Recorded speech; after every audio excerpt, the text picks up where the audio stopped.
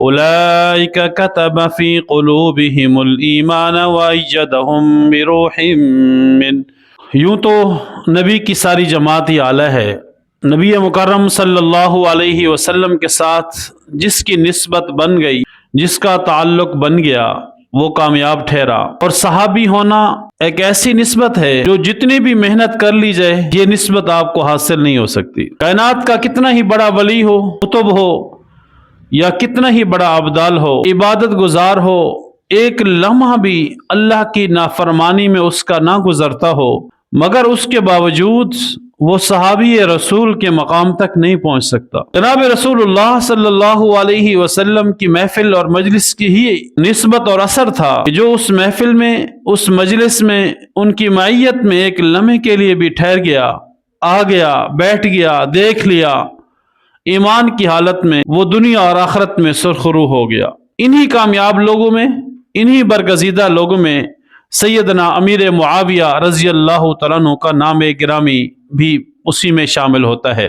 لیکن افسوس کی بات یہ ہے کہ ہمارے سامنے سیدنا امیر معاویہ رضی اللہ تعالیٰ عنہ کی شخصیت اور کردار کا جو نقشہ پیش کیا جاتا ہے، جو تاریخ، جو سیرت، جو کردار ہمارے سامنے پیش کیا جاتا ہے، انتہائی افسوسناک ہے. امیر معاویہ رضی اللہ تعالیٰ عنہ کے کردار کو اس قدر مجروح کرنے کی، ان کی شخصیت کو اس قدر متنازع بنانے کی، یہاں تک کہ غیر تو غیر اپنے بھی سیدنا امیر معاویہ رضی اللہ تعالیٰ عنہ کے نام سے ان کی نسبت سے کتراتے ہیں، گھبراتے ہیں، پریشان ہوتے ہیں. رسول مکرم صلی اللہ علیہ وسلم کے ساتھ ان کا تعلق 28 سال کی عمر میں عمرۃ القضاء کے موقع پہ یا فتح مکہ کے موقع پہ ہوا. آپ کی نسبت، آپ کا تعلق جب اسلام کی حالت میں رسول مکرم صلی اللہ علیہ وسلم کے ساتھ ہوا تو ایسا تعلق ہوا، ایسی نسبت بنی، ایسی دوستی ہوئی. پھر ساری نسبتوں کو ختم کرتے ہوئے جناب سیدنا امیر معاویہ رضی اللہ تعالیٰ عنہ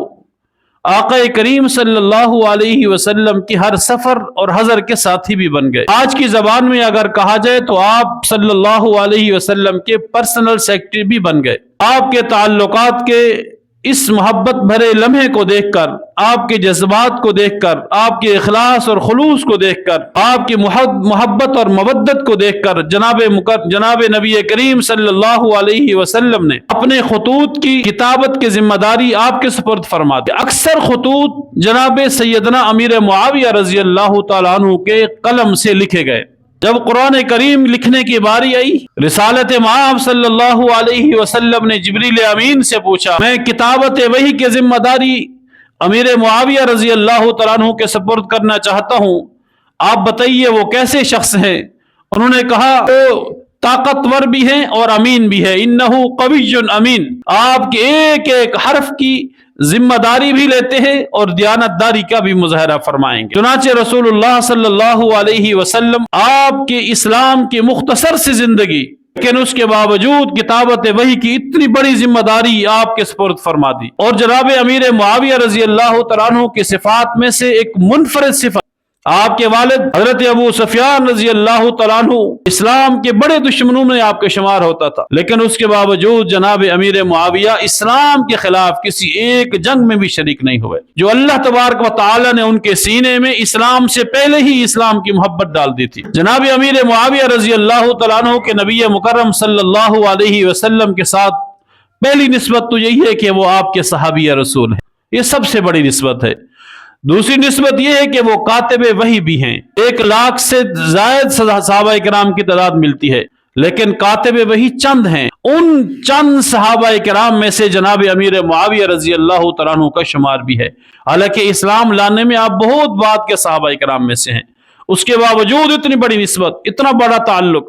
تیسری نسبت جناب رسول اللہ صلی اللہ علیہ وسلم کے ساتھ کہ آپ کی ہمشیرہ حضرت رملہ رضی اللہ تعالی عنہ، ان کی کنیت سیدہ ام حبیبہ ہم سب کی ماں رضی اللہ تعالیٰ عنہ کے نام سے ہے، سیدنا امیر معاویہ رضی اللہ تعالیٰ عنہ کی بہن ہے. جناب امیر معاویہ رضی اللہ تعالیٰ عنہ کو ساری زندگی نسبتوں پہ فخر رہا ہے. پھر ایک موقع پہ رسالت مآب صلی اللہ علیہ وسلم نے ارشاد فرمایا، صاحب سری معاویہ، تیرا رازدان معاویہ ہے. ابن ماجہ کی روایت ہے، مستند حدیث ہے. اب آپ جانتے ہیں کہ ہم راز کس کو بتاتے ہیں. جاننے والے کو تو دور کی بات ہے، رشتہ داروں کو دور کی بات ہے، تعلق داروں کو دور کی بات ہے، اگر کوئی عام دوست بھی ہونا اس کو ہم راز نہیں بتاتے۔ جو قریبی دوست ہوگا آپ کا، آپ اس سے اپنی نجی زندگی شیئر کریں گے۔ چھوٹی موٹی بات تو ہم عام بندے کے سامنے بھی نہیں کرتے۔ اور جس نے اس معاویہ سے محبت کی وہ نجات پا گیا، جس نے اس معاویہ سے بغض رکھا وہ تباہ و برباد ہو گیا۔ رسول اللہ صلی اللہ علیہ وسلم کے عظیم صحابی اسلام لانے کے بعد ہر جنگ میں شریک ہوئے۔ جناب صدیق اکبر رضی اللہ تعالیٰ عنہ کے دور خلافت میں، جناب فاروق اعظم رضی اللہ تعالیٰ عنہ کے دور خلافت میں، جناب عثمان غنی رضی اللہ تعالیٰ عنہ کے دور خلافت میں، اس سب سے بڑا عہدہ گورنر کا تھا، اس عہدے پر یہ فائز رہے۔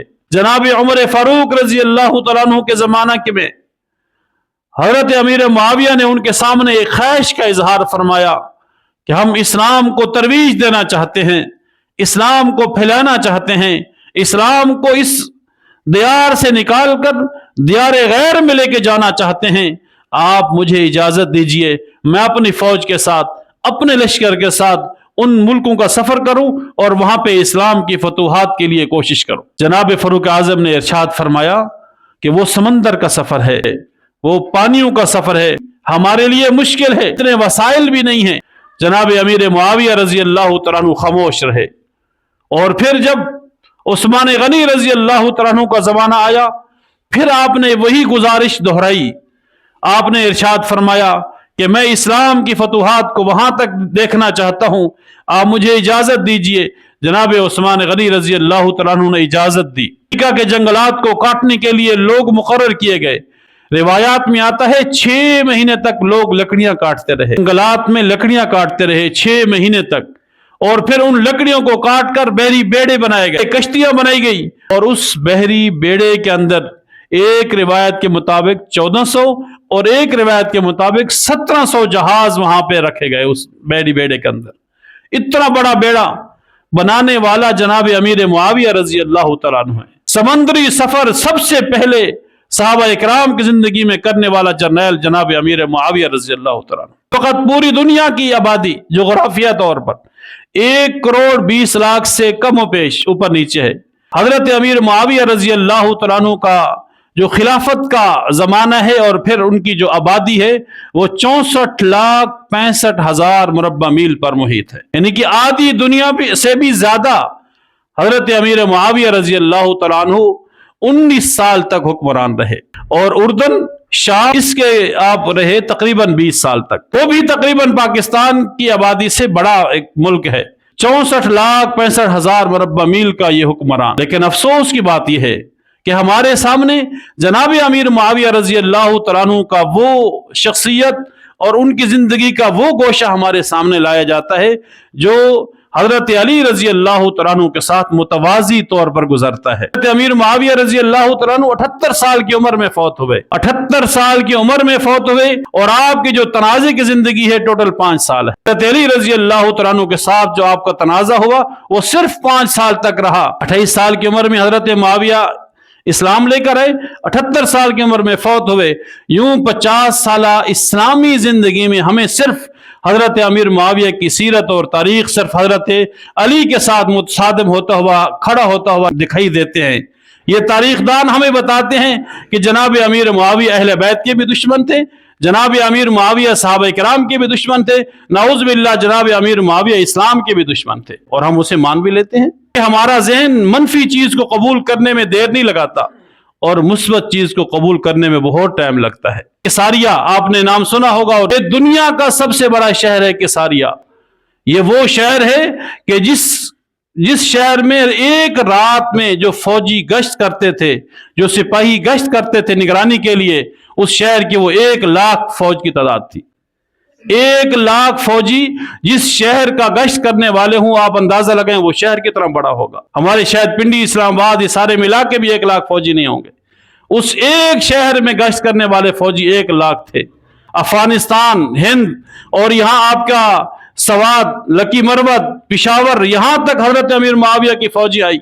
تاریخ اس قدر مسخ کی جاتی ہے کہ اللہ تبارک و تعالیٰ کا واضح فرمان ہے وَكُلًّا وَعَدَ اللَّهُ الْحُسْنَىٰ۔ اہل سنت کا یہ عقیدہ ہے، جناب امیر معاویہ اور جناب علی المرتضیٰ رضی اللہ تعالیٰ عنہ کے مابین جو اختلاف ہوا اس میں حضرت علی رضی اللہ تعالیٰ عنہ حق پر تھے، لیکن حضرت امیر معاویہ رضی اللہ تعالیٰ عنہ اجتہادی خطا پر تھے۔ اجتہادی خطا کا شریعت کی اصطلاح میں مطلب یہ ہوتا ہے کہ ان سے غلطی ہوئی لیکن انہوں نے اپنے طور پر جو فیصلہ کیا وہ ٹھیک تھا، لیکن اس کا مطلب یہ قطعا نہیں کہ حضرت امیر معاویہ غلط تھے۔ اور پھر جو سب سے بڑی آخر وقت تک جو حضرت امیر معاویہ کو نسبت اور آج بھی جو نسبت ان کے ساتھ قائم اور دائم ہے، حضرت امیر معاویہ رضی اللہ تعالیٰ عنہ رسول مکرم صلی اللہ علیہ وسلم کے خادم بھی تھے، آپ کے ناخن تراشا کرتے تھے، اور ایک مرتبہ رسول اللہ صلی اللہ علیہ وسلم کے ناخن تراش رہے تھے، وہ ناخن آپ نے اپنے پاس محفوظ فرما لیے۔ ایک مرتبہ آپ نے وضو کے لیے پانی دیا، آپ نے غسل فرمایا، وضو فرمایا، اور پھر اپنا کرتا آپ کے حوالے کر دیا۔ ایک مرتبہ آپ نے اپنی چادر آپ کے حوالے کر دی بطور تحفہ کے۔ حضرت امیر معاویہ رضی اللہ تعالیٰ عنہ نے وہ چادر، وہ کرتا اور وہ ناخن اپنے پاس محفوظ فرما لیے۔ جب اس دنیا سے انتقال ہونے لگا، آپ نے اپنے ورثاء کو یہ وصیت کی کہ میرے کفن پر یہی چادر اور یہی قمیص اور میرے منہ پر اور میرے آنکھوں کے اوپر آپ صلی اللہ علیہ وسلم کے یہ ناخن تراشے ہوئے اوپر ڈال دیے جائیں، رکھ دیے جائیں، اور اسی حالت میں مجھے قبر میں دفنا دیا جائے۔ 1400 سال سے حضرت امیر معاویہ رضی اللہ تعالیٰ عنہ کے ساتھ یہ چیزیں آپ صلی اللہ علیہ وسلم کی موجود ہیں، لیکن مورخ غلطیاں بیان کرتا ہے، اچھائی بیان نہیں کرتا۔ فی صحف مکرمہ کرام بررہ بایدی سفرہ، یہ ساری کی ساری آیات کاتبین وحی کے بارے میں ہوئی، اور تمام امت کا اس بات پر اتفاق ہے کہ جناب امیر معاویہ رضی اللہ تعالیٰ عنہ قرآن کو لکھنے والے تھے۔ تو قرآن کی اس آیت کے مصداق بھی حضرت امیر معاویہ بھی ہوئے، جس کا تذکرہ قرآن کریم کے اندر موجود ہو، جن کی صفات قرآن کریم کے اندر موجود ہو، ہم اسے تاریخ کے سامنے رکھ کر ان کا موازنہ کرتے ہیں۔ صحابہ کرام تاریخی شخصیات نہیں ہیں، ہمارے اکابرین، ہمارے آباء و اجداد تاریخی شخصیات ہو سکتے ہیں، صحابہ کرام تاریخی نہیں ہیں، صحابہ کرام قرآنی شخصیات ہیں۔ صحابہ کرام کو دیکھنا ہے، پڑھنا ہے، پرکھنا ہے، سمجھنا ہے تو قرآن کریم کھولیں اور پڑھیں، اور اس میں دیکھیں کہ قرآن کریم کے اندر صحابہ کرام کے تذکرے کیا ہیں، کردار کیا ہیں، عظمتیں کیا ہیں۔ کتاب کھول لیتے ہیں کسی مورخ کی، کسی تاریخ دان کی، اور پھر ہم پڑھتے ہیں جی فلاں مورخ نے یہ بات لکھی ہے، فلاں مصنف نے یہ بات لکھی ہے، فلاں تاریخ دان نے یہ بات لکھی ہے۔